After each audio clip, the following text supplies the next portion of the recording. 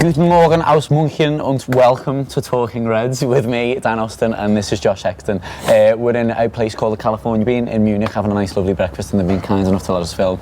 We're filming here because it's the morning after the night before when Liverpool went to the Allianz Arena, played Bayern Munich and absolutely trounced them, put in what I think was a perfect second half performance. Josh scored a load of really good goals, and just a brilliant night that was, wasn't it? It was just unreal, wasn't it? I've heard some sort of people talking in the cold light of day in the aftermath of it, saying Liverpool didn't play particularly well, but it didn't really matter. I thought the Liverpool, were in control of the game at all times, and us as supporters have sort of really enjoyed the trip and then really enjoyed the night as well. It's always nice to have these memories capped off by this, because there's been some bad ones as well, but this is definitely up there with one of the best European nights I've witnessed. I can't agree with the people saying that I don't think Liverpool were brilliant, because I thought that's how you play away in Europe against a massive football club and a brilliant football team.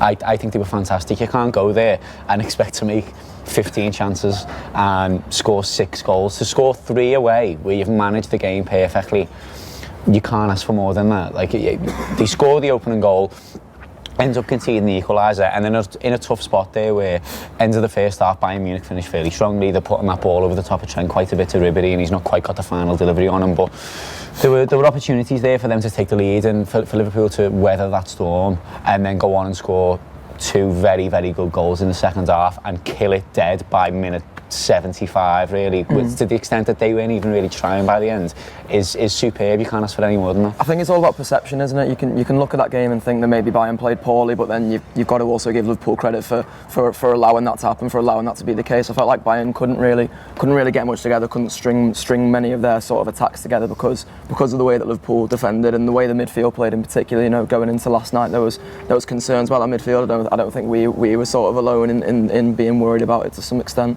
But again, Milner, Henderson, Wijnaldum, or Henderson, albeit going off injured early, which is a bit of a blow in terms of what could be to come for Liverpool. But yeah, I just thought that it was a great performance from sort of everyone, really. It was integral to take the lead, wasn't it? Because there's a huge psychological factor with that. If you go behind and you're away at this stadium with 70,000 quite loud people in it, then it's tough. But Liverpool get the lead, and Manuel Neuer's crap for it. We need to clarify that Manuel Neuer's fucking shit for that goal, but Mane is incredible. The touch and then the composure and patience because any normal footballer, once they take that ball down, would go, I've got to shoot, and just like hit it towards the goal in the vague direction of it. But he takes it down, waits, shifts it past the 2 defenders that are on the cover, and just pops it in the net like it's a piece of piss. I absolutely love Sadio Mane. I think since his goal last night, I've just not stopped talking about him. I'm absolutely in love with him. I was having a chat with I think it was Craig last night, and you hear all these our fellas talking about like John Barnes and Kenny Dalglish and Ian Rush, and people in the comments are going to hate this, but I don't see how any of them are better than the front 3 we've got now. Like Sadio Mane for me has crept up, scoring 16 goals, become the 5th top scorer in the league this season from absolutely out of nowhere, scoring important goals in the Champions League, scoring important goals in 2019, where Liverpool probably haven't been playing well up until last night. So he's been absolutely integral to this Liverpool team, as integral as the people who maybe get more plaudits than him, like Van Dijk and Salah. But I think he's one of the absolute main fellas.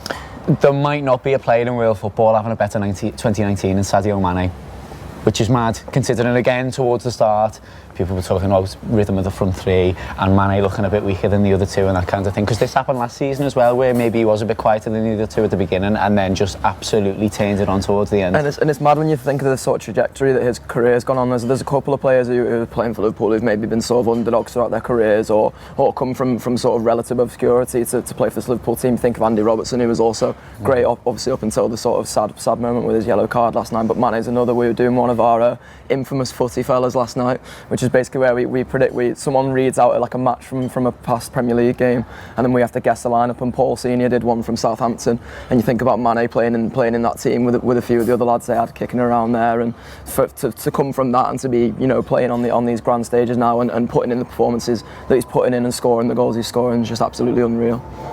6 games without a goal for Mohamed Salah, but the absolute best pass I think I've ever seen with my eyes.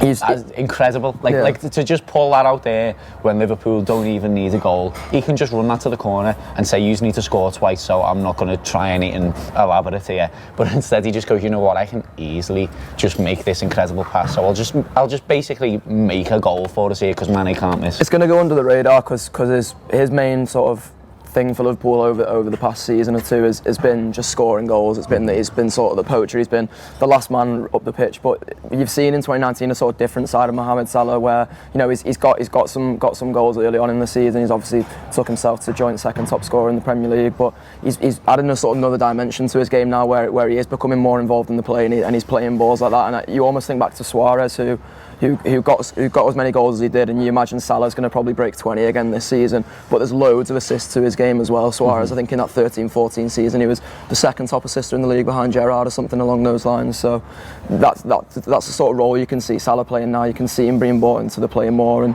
there'll be people who probably think that because he's not scoring goals, he's not playing well. But if you think that, then you're obviously not watching the same play that we're watching, because I think again he was absolutely superb last night, and I thought he was superb against Burnley as well.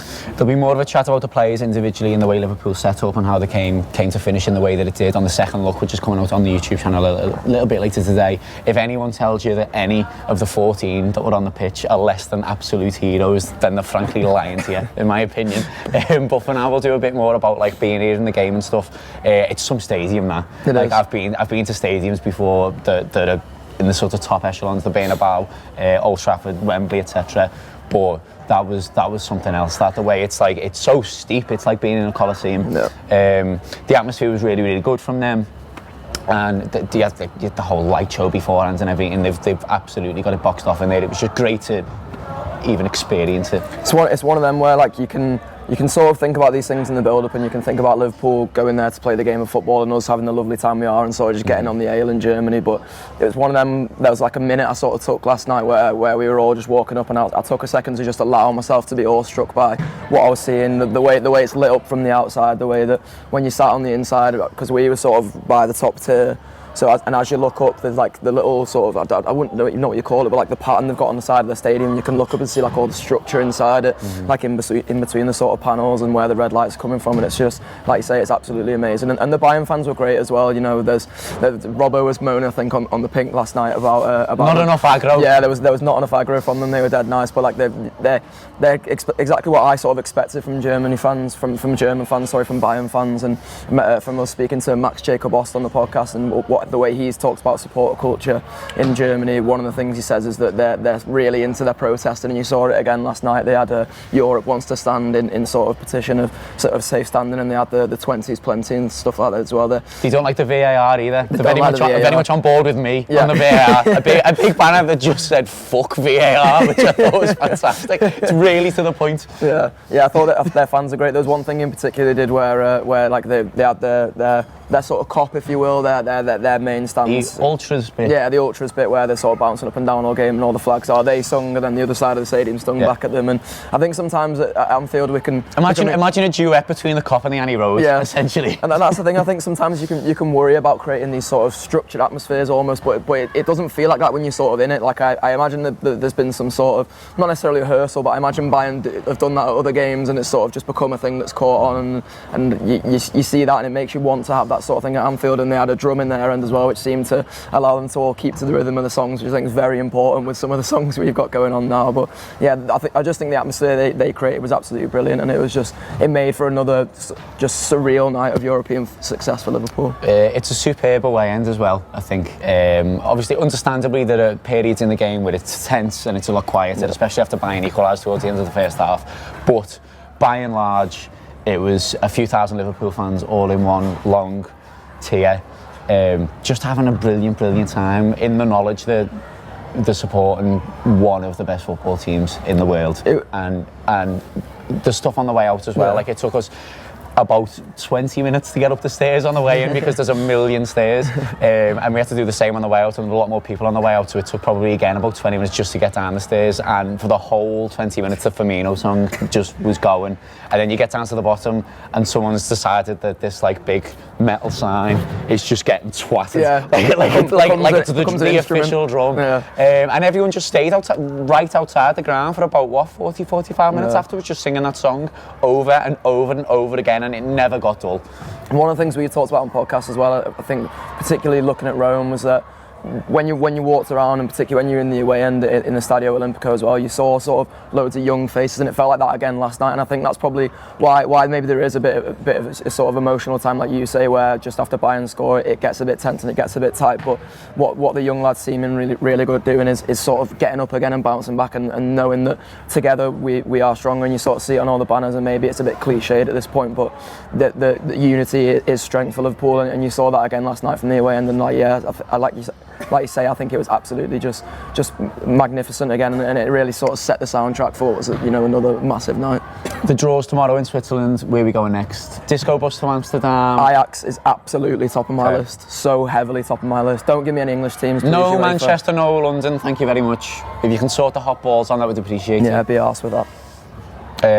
Porto, I'm all right with as well. I know we've played them recently, but I didn't go, so I'd still like to go. Yeah, so and I mean, you've got to really expect that Liverpool are going through against Porto. Yeah, I suppose the ones I'd want to avoid, if you want to say that, are Juventus and Manchester City. I really hope that them two get each other. To be honest, that would be the absolute best thing. But yeah, just more things to look forward to, and we've said it a couple of times already since we've been here, that we've been so focused on the league that you forget that these sort of nights can happen. But now I'm sort of caught up in the Champions League fever again. I really want us to have another European Cup run now, as well as challenging for the league. I don't know if that's a bit spoilt, but let's just win a league and European Cup double. That's what I reckon. If you could just make that happen, then that would be sound, quite frankly. Thank you very much for watching. I've been Dan Austin. This has been Josh Sexton. Make sure, if you don't already, to hit the subscribe button and press the notification bell so you don't miss any videos. As I say, there'll be a second looking back at the game. There'll also be a preview coming out for the Fulham game as well, which is just around the corner now as well, back right into the league title hunt. There's going to be a little insert at the end of this from the Levi's music project, so have a look at that. John Gibbons went to find out more. But whatever you did for the match last night, I hope you had the time of your life. We certainly did. Let's look forward to the quarters. All the best. Fucking Reds. It's John Gibbons for the Anfield Wrap, and I'm here at the Liverpool Lighthouse in Anfield, just over the road from the Kop, and I'm here to talk about the Levi's Music Project, which is here in Liverpool, and I'm joined by Rodri Evans from Levi's. Welcome, first of all. Cheers. First of all, you can tell us a little bit about the music project in general and why you've chosen to come to Liverpool on this leg of the journey. Sure. So, the Levi's Music Project is something that it kind of fuses the Levi's brand's kind of authenticity and place in the music space, but also we're a brand with a really strong set of values. So it kind of brings those two things together, and it's a project that's kind of been established against a backdrop of reduction of provision of creative spaces, of music education in the curriculum. The concept of a youth club is something that's disappearing away from this country and around Europe at the moment. So what this project seeks to do is very simply provide access to music in communities. So what we do is we work with music artists to mentor and build community music studios, like the one we're in today. And that artist will then mentor a group of young local musicians through a music project where they learn lots of things about the craft of music. So it could be performing, it could be more about the kind of building a brand of a musician, it could be about graphic design, photography, the whole ecosystem of being in the music industry, let's say. And then that collaboration happens, it builds towards a celebration event. So this particular one in Liverpool is building towards Sound City Festival, the first weekend of May. And our partner artist in Liverpool is Lorcana, who's a big red as well, which always helps. He's been on. Okay, so so you know just how much of a true Liverpool fan he is. And it was a natural choice to come here. That artist in this city is basically it's a dream for me as well, being a Liverpool fan. So it's bringing together a lot of passion points for everybody, I think. I mean, what's great about the project as well is obviously this is a studio that you've built in Anfield, as I say, over the road from the Kop. And this stays forever, doesn't it? So the project is a short one. There's 15 young musicians who are working towards, as you say, this performance in May at Sound City. But this space now is here for the community of Anfield forever. Yeah, absolutely. That's the legacy of these projects. I mentioned, we've got 10 throughout Europe now. In many different areas. We've got this one here. We've got one, for example, in St. Pauli Stadium, football stadium, which is an amazing football club. If you guys know anything about them as a football club, we're a big partner of theirs, and we've got one of these music studios in one of their directors' boxes in their stadium, which is a fun day out if you ever get the chance to do that. But yeah, these studios stay in place, and they're open access for the whole community after this. And yeah, it's something that we really want to kind of invest in throughout Europe, is that partnership between our brand and the community, essentially.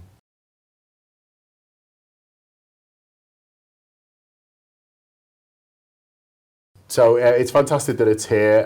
It's great that Levi's are doing this as part of their partnership with Liverpool. We're going to be telling the story of this music project from now until the performance of Sound City. So look out for it on the YouTube channel and also on the Anfield app on our weekender shows, on our free audio shows. We're going to be telling the story there. I'm going to try and hit Roger up for some St. Pauli tickets in the Levi's box now, so we'll go. But yeah, back to whoever's doing Talking Reds today.